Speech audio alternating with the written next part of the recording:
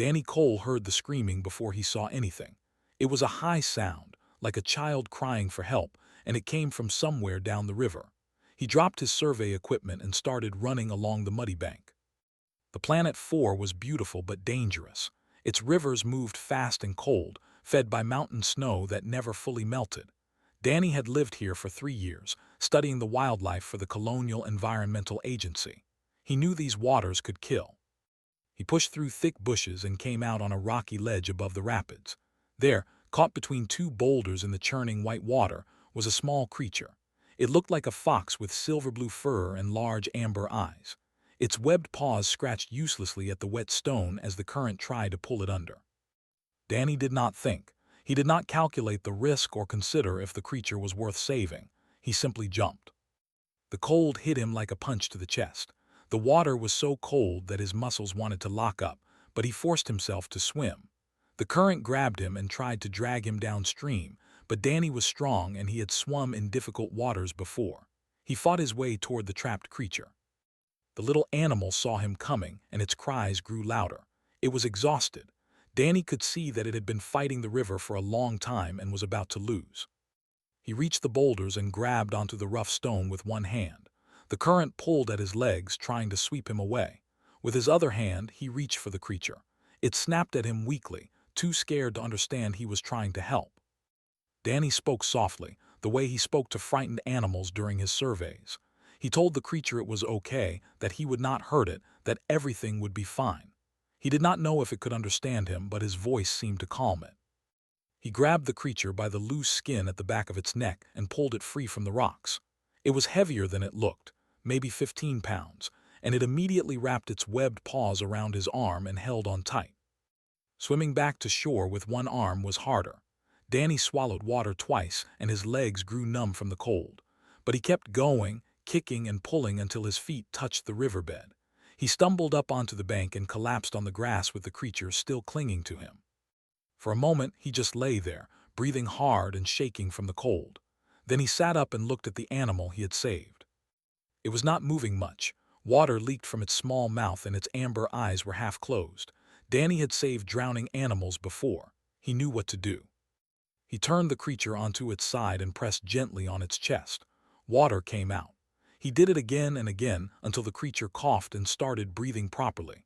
Its eyes opened wide, and it looked up at Danny with an expression that seemed almost human in its awareness. Then it did something strange. It pressed its forehead against Danny's palm and held it there for several seconds. The gesture felt deliberate, like a thank you that went beyond animal instinct. Danny noticed something else. Around the creature's neck was a thin band made of some kind of metal. It was too sophisticated to be an animal collar. The metal had patterns etched into it, and small lights blinked along its surface. He picked up the creature and held it against his chest to share his body heat. It was still shivering badly, and so was he. His cabin was a 20-minute walk through the forest. He needed to get them both warm. As he walked, Danny kept looking at the creature in his arms. It watched him back with those large amber eyes, and there was something in its gaze that made him uncomfortable. Animals did not look at you like that. Animals did not study your face as if they were trying to figure out who you were. He reached his cabin as the sun began to set. It was a simple wooden structure with one room, a fireplace, and basic furniture. Danny had everything he needed here, far from the main colony settlement and the trading outpost. There were the alien species that shared this world with the human colonists. They were tall, insect-like beings with hard shells that shimmered in different colors. They kept to themselves mostly, trading goods with the humans but never forming close relationships. Danny had spoken to them a few times but did not know much about their culture. He started a fire and wrapped the creature in every blanket he had. It watched him work with that same intelligent gaze, following his movements around the room. When he brought it water, it drank carefully. When he offered it dried meat, it sniffed the food and then ate slowly. Normal animals gulped their food. This creature ate like it had manners. Danny sat down across from it and studied the metal band around its neck. Up close, he could see symbols on it that looked like writing. Not human writing, but not random patterns either. The creature made a soft sound and touched the band with one paw. Then it looked at Danny and made the sound again. It was trying to communicate something. A chill ran down Danny's spine that had nothing to do with his wet clothes. This was not an animal. He did not know what it was, but it was not just some creature that had fallen into the river. Before he could think about this further, a deep humming sound filled the air outside. The creature's ears went flat against its head and it pressed closer to Danny. Through the window, he saw lights descending through the darkening sky. A massive shuttle was landing in the clearing outside his cabin. It was designed, all smooth curves and glowing panels. Searchlights swept across the ground, and Danny could see armed figures moving in the shadows. He looked down at the shivering creature in his arms. It looked back at him with eyes full of fear. Danny did not know what was happening. He did not know who this creature was or why they were here with weapons and searchlights. But he knew one thing for certain. Whatever came through his door, he was not going to let anyone hurt the little one he had saved from the river. He had made a choice when he jumped into that water, and he would stand by it. He wrapped his arms more tightly around the creature and waited for the knock that he knew was coming. The knock came hard and loud. It shook the wooden door of Danny's cabin and made the creature in his arms whimper with fear. Danny stood up slowly, keeping the little one wrapped in blankets against his chest. He opened the door and found himself facing a wall of soldiers. They were tall, nearly 7 feet each, with hard shells that gleamed like oil on water. Their compound eyes reflected the firelight from inside the cabin, and they held weapons that hummed with energy. At the front stood a who was clearly their leader. This one wore robes over its shell and carried no weapon. Its movements were slower and more deliberate than the soldiers, and when it spoke, its voice clicked and buzzed in patterns that Danny's translator chip turned into words. "Human, you will surrender the creature to us immediately. It is property of the collective." Danny felt the creature press harder against him. Its small heart was beating so fast he could feel it through the blankets. "No," Danny said. The leader tilted its head. Its compound eyes seemed to focus more sharply on him. "You do not understand. I am ambassador of the collective. That creature belongs to us and you will return it now." "I found her in the river," Danny said. He did not know why he called the creature her, but it felt right. "She was drowning. I saved her life. I am not giving her to anyone until someone explains what is happening." The soldiers raised their weapons. Ambassador held up one long limb and they lowered them again. "You are making a serious mistake, human." "Maybe, but she came to me for help, and I am not going to hand her over to people pointing guns at us." The creature poked her head out from the blankets and looked at the. She made a series of sounds, clicks and chirps that Danny could not understand, but the effect on Ambassador was immediate. The tall alien went very still, and when it spoke again, its voice had changed completely. "You have truly done this thing. You pulled her from the water yourself. You breathed life back into her body." "Yes, she was dying. I did what anyone would do." Ambassador made a sound that might have been a laugh or might have been something else entirely. "No, human, not anyone. No would have done this. Our young cannot swim. If one falls into water, it is considered a test by fate. We do not interfere with such tests." Danny stared at the ambassador. "You would let a child drown." "She is not a child as you understand the word. She is in her first form. Our species goes through metamorphosis. We begin our lives in this shape," gestured at the creature. "Small and vulnerable. Later, we change into our adult bodies. It is the way of our kind." Danny looked down at the creature in his arms. She looked back at him with those large amber eyes, and now he understood the intelligence he had seen there. She was not an animal at all. She was a child. "Her name is," continued. "She is the only daughter of High Matriarch, the supreme leader of our entire collective." Danny felt his knees go weak. He was holding alien royalty in his arms, wrapped in his old camping blankets. "Was taken from the palace 3 days ago by separatist rebels. They opposed the matriarch's policies of cooperation with humans. They planned to kill her as a message to her mother." His voice grew heavy. "She escaped somehow and fell into the river. We have been searching for her, believing her dead. When our sensors detected her life signs in this location, we came as fast as we could." Danny looked at. She had escaped from kidnappers, survived a river that should have killed her, and was now hiding behind a human she had just met. She was braver than anyone he had ever known. "I am sorry for my harsh words," said. The ambassador lowered its head in what looked like a bow. "You have done something remarkable, human. You have saved the future of our species. The matriarch has no other heirs." Made a soft sound and climbed higher on Danny's chest. She wrapped her paws around his neck and buried her face against his shoulder. The soldiers shifted uncomfortably at the sight. "She does not wish to leave you," observed. "She's scared. She's been through a lot." "It is more than that." The ambassador studied them with those strange compound eyes. "Among our people there is an ancient law. When one being saves another from death, a bond is created, a life debt. The one who was saved becomes tied to the one who saved them until the debt is repaid. I do not want anything from her. I was just helping." "That is not how it works." Stepped closer, and for the first time Danny did not feel threatened. "Under our law, you must be formally recognized for what you have done. You must come with us to our and stand before the matriarch herself." "I am just a wildlife surveyor. I study animals and plants. I do not belong in alien palaces." Made that strange laughing sound again. "You saved the daughter of our highest leader by diving into freezing water and breathing life into her dying body. You are not just anything, Danny Cole. You are something my people have never seen before." Lifted her head and looked at Danny. She made a soft chirping sound and pressed her forehead against his cheek. It was the same gesture she had made by the river, and now Danny understood it as a sign of deep gratitude and trust. "She wants you to come," said. "She is asking you." Danny thought about his simple life on this frontier world. His cabin, his surveys, his quiet days by the river. All of that felt very far away now. He looked at the small creature who had trusted him with her life. She had no reason to trust anyone after what she had been through, but she trusted him. How could he say no to that? "Okay," he said, "I will come with you." Nodded and turned to the soldiers. Orders were given in the clicking language, and the weapons were put away. The tension that had filled the clearing faded into something else. As Danny carried toward the waiting shuttle, he thought about what the ambassador had said.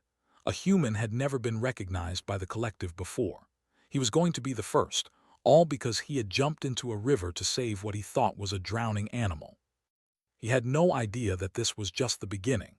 He did not know that his simple act of kindness was about to change the relationship between two species forever. All he knew was that a little girl needed him, and he was not going to let her down. The shuttle doors closed behind them, and they rose into the sky, leaving the frontier world behind. Fell asleep in his arms, finally feeling safe enough to rest. Danny held her carefully and watched the stars appear through the window. Whatever came next, they would face it together. The journey to the took 3 days. Danny spent most of that time in a small cabin on the diplomatic ship, with never more than a few feet away from him. She slept curled against his side, ate her meals sitting in his lap, and made distressed sounds whenever he tried to leave the room without her. Ambassador visited them often. The tall alien seemed fascinated by the bond forming between the human and the young. During one visit, explained more about culture and what Danny should expect. It was called Prime. It was an ancient planet covered in crystalline structures that their ancestors had built over millions of years. Most of their civilization lived in vast underground hive cities, protected from the harsh surface weather. The matriarch ruled from a palace at the center of the largest hive, and she had ruled for over 200 years. Also explained about the separatists. They were a faction who believed that contact with other species was corrupting culture. They wanted to close their borders and return to the old ways. The matriarch disagreed. She believed that cooperation with humans and others was necessary for their survival in a changing galaxy. The separatists had taken to hurt the matriarch and to send a message. By killing the royal heir, they hoped to show that the matriarch could not even protect her own daughter from the consequences of her policies. Danny listened to all of this and held a little. She had been a target in a political game she could not understand. She was just a child. When the ship finally arrived at Prime, Danny stared out the window in amazement. The planet glittered like a jewel, its surface covered in structures that caught the light of the nearby sun and scattered it into rainbows. Ships moved in constant streams around the planet, coming and going from docking stations that orbited like moons. They landed at the main palace complex, and Danny stepped out into a world unlike anything he had ever seen. The buildings rose impossibly high, made of materials that seemed to glow from within. Thousands of moved through the streets and walkways, all of them stopping to stare at the human carrying one of their young. A woman pushed through the crowd and approached him. She was human, wearing formal diplomatic clothing, and she looked very surprised and somewhat worried. "I am the human ambassador to the," she said quickly. "What exactly is happening here? Why are you carrying a pup? Danny explained the story as briefly as he could. His expression shifted from confusion to disbelief to something like awe. You saved the matriarch's daughter by jumping into a river. It seemed like the right thing to do at the time. Shook her head slowly. Do you have any idea what this means? Relations between our species have been tense for years. They see us as primitive and impulsive. They do not understand why we do things without calculating the benefits first. She looked at, who was watching her with curious eyes. And now one of us has saved their most precious child through exactly that kind of impulsive behavior. Before Danny could respond, a commotion rippled through the crowd. We're moving aside, creating a clear path. A group of officials was approaching, led by a whose robes were more elaborate than any Danny had seen. Leaned close to Danny and whispered, "That is Consul. He is the leader of those who oppose human contact. He is not happy that you are here." Stopped in front of Danny and looked down at him with obvious disgust. The Consul was tall even for a, and his shell was a dark purple that seemed to absorb light rather than reflect it. "So this is the human who presumes to touch our sacred young," said. His translator gave his words a cold, flat tone. "This primitive creature who thinks one lucky rescue makes him worthy of standing in our halls." Danny felt anger rise in his chest, but he kept his voice calm. "I did not ask to come here. I was invited, and I did not calculate whether it was worth saving. I just saw someone drowning and helped." "Exactly," made a sound of contempt. "No thought, no consideration, just animal instinct. This is what humans are. They act without thinking and call it virtue." Made a sharp sound at the Consul. It was clearly not friendly, his compound eyes fixed on her. "The child is confused. She has been through a trauma. She does not know what she is doing." "She knows exactly what she is doing," Danny said. "She is telling you to back off." The crowd went very quiet. Consul took a step closer and Danny could see his limbs tensing. But before anything could happen, a deep horn sounded from the palace. Step between them. The matriarch summons the human. He must go now. Stepped back, but his eyes never left Danny. "This is not over, human. You do not belong here, and I will make certain everyone understands that." Danny followed into the palace, with hurrying alongside them. The interior was even more impressive than the outside. Walls of living crystal displayed images from history. Ancient artifacts stood in alcoves. Everything spoke of a civilization far older than humanity. They entered the throne room and Danny stopped breathing for a moment. It was vast, large enough to hold a small stadium, and it was filled with watching in silence. At the far end, on a raised platform, sat the largest Danny had ever seen. High Matriarch was twice the size of a normal. Her shell was pure white, and patterns of gold traced across its surface like veins of precious metal. Her eyes were not compound like the others, but large and single, glowing with a soft amber light. She looked ancient and powerful and very, very dangerous. Led Danny to the base of the platform, stirred in his arms, suddenly alert. She made a soft sound and Danny understood. This was her mother. The matriarch studied Danny for a long moment. The silence in the room was absolute. "You are the one who saved my daughter," she said.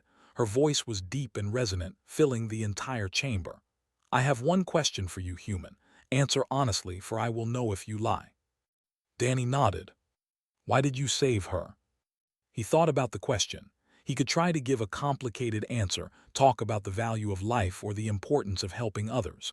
But that was not the truth. The truth was simpler. "I did not know what she was," Danny said. "I just heard someone screaming for help. I saw someone drowning. I could not walk past and let that happen. It is not who I am." The matriarch tilted her great head. Around the room, shifted and whispered to each other. "You did not calculate the risk to yourself. No. You did not consider whether the creature was valuable or important. No. You simply acted because another being was in pain and needed help." "Yes." The matriarch rose from her throne. She was even larger standing, towering over everyone in the room. She descended the steps slowly until she stood directly in front of Danny. "My people have studied humans for many years," she said. "We have called you primitive. We have said you lack the wisdom to think before you act. We have looked down on your species." She reached out one massive limb and gently touched his head. The little one chirped with happiness. "But my daughter is alive because of what we called weakness. She is alive because a human did not stop to think." The matriarch looked at the assembled, then back at Danny. I declare Danny Cole to be Shield Guardian. He will have the rights and protections of a member of the royal house. This honor has never been given to one outside our species. Her eyes found counsel in the crowd. Let no one challenge this decision. Danny did not know what to say. He had come here expecting to be thanked and sent home. Instead, he had been adopted into an alien royal family. Reached up and pressed her forehead against his cheek. She was happy. That was enough for him. Then the world exploded. A deafening blast tore through one wall of the throne room, and Danny threw himself over as debris rained down around them. Screams filled the air, and through the smoke and dust, he saw armed figures pouring through the breach. The Separatists had come to finish what they started. Smoke and screams filled the throne room. Danny kept his body over, shielding her from falling debris as explosions shook the walls. Through the chaos, he could see soldiers rushing toward the breach, their weapons firing bursts of blue light at the attackers. A hand grabbed his shoulder. It was Ambassador. "Come with me now," shouted over the noise. "We must get to safety. There are tunnels beneath the palace." Danny did not argue. He scooped into his arms and followed through a hidden door behind the throne. They entered a narrow passage lit by glowing strips along the ceiling. Others were fleeing through different routes, all trying to escape the attack above. The sounds of battle faded as they went deeper into the tunnels. These passages were ancient, carved from the same crystalline material as the buildings above. Danny guessed they had been built long ago for exactly this purpose, to allow the royal family to escape in times of danger. They turned a corner and nearly ran into a group of separatist soldiers. The rebels had found a way into the tunnels, reacted immediately, throwing himself at the attackers to give Danny time to run. Energy blasts filled the corridor with blinding light. Danny ran. He could hear fighting behind him, but he did not look back. His only job now was to keep safe. He took turns at random, going deeper into the maze of tunnels. Clung to his neck, her small body trembling with fear. She made no sound, as if she understood that silence was necessary. Finally, Danny stopped in a small chamber to catch his breath. He listened carefully but heard no pursuit. For now, they were alone. "It is okay," he whispered to. "We are going to be okay." She looked up at him with those large amber eyes. Her trust broke his heart. He had no weapon, no idea where he was, and no plan, but she believed in him completely. He studied their surroundings. The chamber had 3 exits, all leading into darkness. He had no way to know which path was safe or where any of them led. His training as a wildlife surveyor was useless here. Then he remembered something. Pups had incredible hearing, had mentioned it during their journey. They could detect sounds that adults could not. Danny said softly, "Can you hear anything? Can you tell me if anyone is coming?" She tilted her head, and her ears rotated slightly. After a moment, she pointed one paw toward the left passage and made a warning sound. "People coming from that way." She nodded. "Okay, we go the other way." They moved through the tunnels for what felt like hours. Every time sensed danger, she would signal Danny and he would change direction. They were a team, each contributing what they could. During a rest stop in a larger chamber, Danny found some old emergency supplies in a storage alcove. There was water, dried food, and a small light that still worked. He gave water and some food, and she ate quickly. The run through the tunnels had exhausted her. He noticed that she was watching him differently now, not just with trust but with something deeper. He did not know the right word for it. They kept moving. Danny lost all sense of time and direction. The tunnels all looked the same, endless passages of glowing crystal stretching into the darkness. Then's ears went flat against her head. She grabbed Danny's arm with her paws and her whole body went stiff with terror.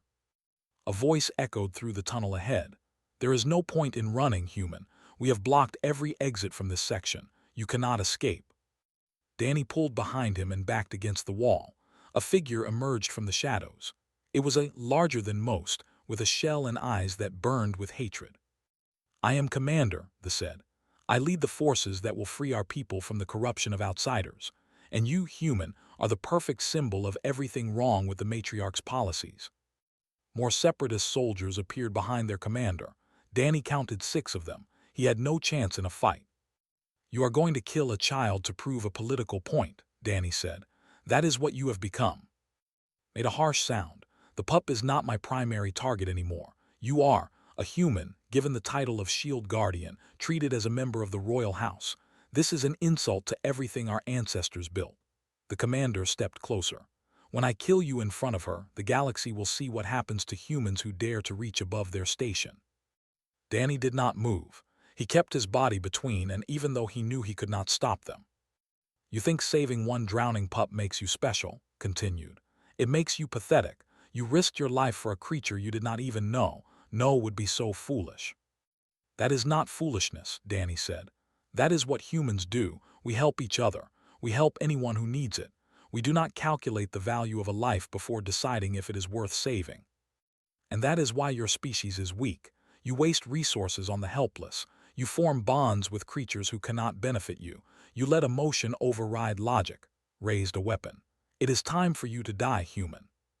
Danny closed his eyes. He had no regrets. He had saved once and he had protected her as long as he could. That was enough. Then a small voice spoke from behind him. It was not clicking. It was words. Human words spoken in broken but clear galactic common.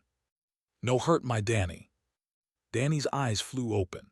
He turned and saw standing beside him, no longer hiding. Her small body was shaking, but her eyes were fixed on Commander with fierce determination. No hurt, my Danny, she said again. He good, he safe, he family. The separatists froze, stared at the pup with something like shock. She speaks the human tongue, one soldier whispered. That is impossible. Pups cannot learn outside languages. Recovered quickly. It is a trick. The human has taught her to repeat sounds. It means nothing. It means everything. A new voice rang out through the tunnel, followed by the sound of many footsteps. Loyalist soldiers poured into the chamber from a side passage, led by a human in military uniform. Lieutenant Carl Vance, Human Embassy Security, the man said, his weapon trained on. You are surrounded, Commander. Your forces above have been defeated. It is over. Looked around at the soldiers closing in. For a moment, Danny thought the commander might fight anyway, but then the weapon lowered.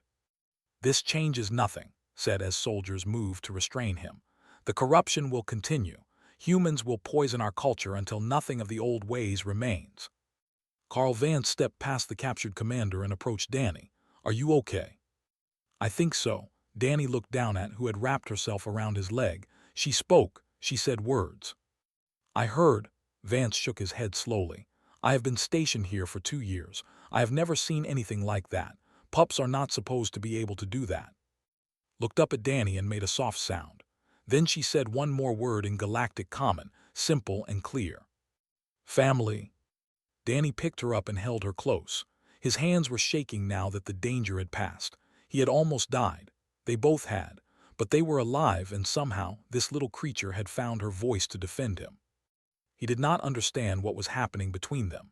He did not understand how she had learned to speak or why she had bonded with him so strongly. But he knew one thing for certain. Whatever came next, wherever this strange path led, they would face it together. She had claimed him as family, and he would spend the rest of his life earning that title. The soldiers led them out of the tunnels, toward light and safety, and a future that neither of them could have imagined. The palace had been damaged but not destroyed. In the days following the attack, repair crews worked constantly to fix the throne room and other areas hit by the separatist assault. Commander and his followers had been captured or killed, and the rebellion was over. Danny spent those days in a guest chamber with. Doctors came to examine her and declared her healthy despite everything she had been through. They were more interested in her new ability to speak galactic common. According to them, it should have been impossible for a pup to learn a foreign language. Their young did not develop that capability until after metamorphosis. But had done it anyway. She practiced every day, adding new words to her vocabulary. Her pronunciation was still rough, and her grammar was mostly wrong, but she was determined to communicate with Danny in his own tongue. On the 5th day after the attack, Ambassador came to escort Danny to a private meeting with the matriarch. Insisted on coming, and no one tried to stop her. They were led not to the throne room but to a smaller chamber deep within the palace. The walls here were covered with images of pups throughout history. This was a family space, Danny realized, a place for mothers and children. The High Matriarch was waiting for them. She looked different away from her throne, less formal and somehow more real. She lowered herself to a seated position so that she was closer to Danny's height. Leave us, she said to. The ambassador bowed and departed. ran to her mother and made happy sounds. The matriarch touched her daughter gently with one great limb, and Danny saw something he had not expected in those glowing eyes. Love. She speaks of you constantly, the matriarch said. You are her favorite topic. She has been teaching me sounds, Danny said. I am not very good at them. She says you are trying, that is what matters to her. The matriarch was silent for a moment. I must confess something to you, Danny Cole. When you first came here, I did not intend to truly honor you. I planned to give you a title and some gifts, then send you back to your frontier world. You would be a symbol, nothing more. Danny nodded. He had suspected something like that. I did not believe that humans were capable of genuine selflessness. I thought your rescue of my daughter was instinct, not choice. I thought you would prove yourself unworthy of real recognition. The matriarch's eyes studied him carefully. I was wrong. I did not do anything special. I just helped someone who needed it. That is exactly what makes you special. You do not see your own value. The matriarch gestured at who had climbed into Danny's lap. My daughter has bonded with you. Do you understand what that means? Ambassador explained the life debt. It is more than a debt. Our pups bond with protectors during their development. It is how they learn to trust, how they learn what safety means. Normally, this bond forms with parents or close family. The matriarch paused. Has imprinted on you as strongly as she has imprinted on me. Danny looked down at the small creature in his arms. She was looking back at him with complete trust. She is learning your language because her mind has accepted you as family. She is changing her development to include you. The matriarch's voice was heavy with emotion. This has never happened before. No outsider has ever been accepted so completely by one of our young. What does this mean for her future? It means she will need you, not forever but for the years before her metamorphosis. She will need your presence, your guidance, your protection. Without you, she will suffer. The matriarch leaned closer. I am asking you, Danny Cole, will you stay? Will you help me raise my daughter? Danny thought about his life on 4. His cabin by the river, his quiet surveys, his simple existence.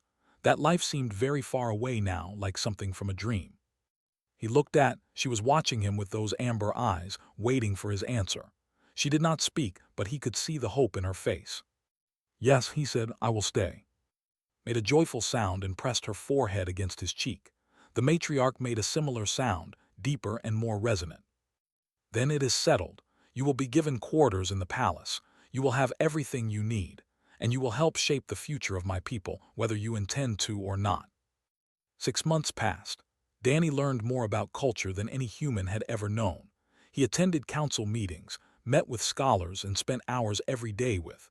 She grew larger as the months went by, and her vocabulary expanded into hundreds of words. She could now hold simple conversations in galactic common.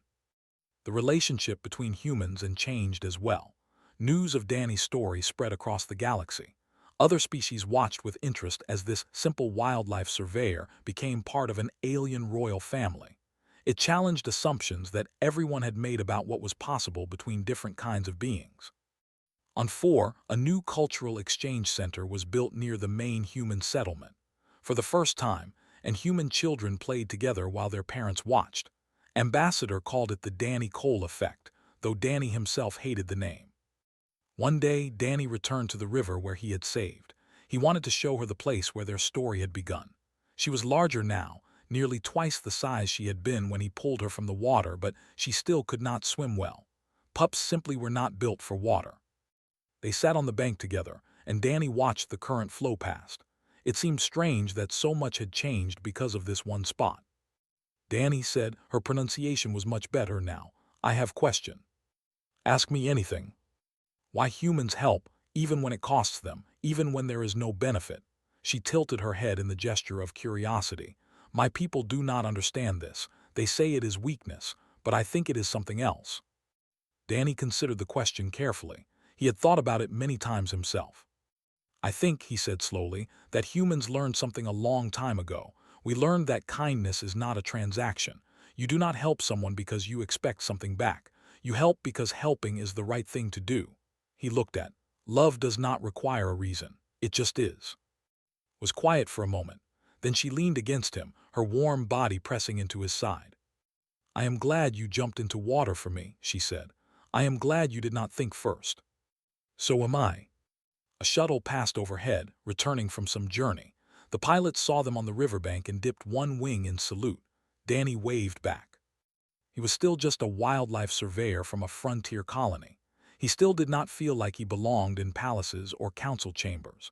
But he had found a family in the most unexpected place, and he had helped build a bridge between two species who had never understood each other. Stood up and walked carefully to the edge of the water. She was practicing her swimming, getting a little better each day. Danny watched her and smiled. The galaxy was vast and complicated. There were still people who hated humans, still separatists who dreamed of isolation, still conflicts waiting to happen. But there was also this. A little girl learning to swim in a river, a man who had found purpose in protecting her, a bond that proved something important about what different beings could mean to each other. Danny Cole had changed the galaxy because he could not walk past someone who needed help. He had not planned it. He had not calculated the consequences. He had simply done what felt right. And that, he thought, was the most human thing of all. Splashed in the shallow water, laughing in her strange, clicking voice. The sun was warm, the river was calm, and somewhere in the distance, the future was waiting for them. Whatever that future held, they would face it together. They were family now. That was all that mattered.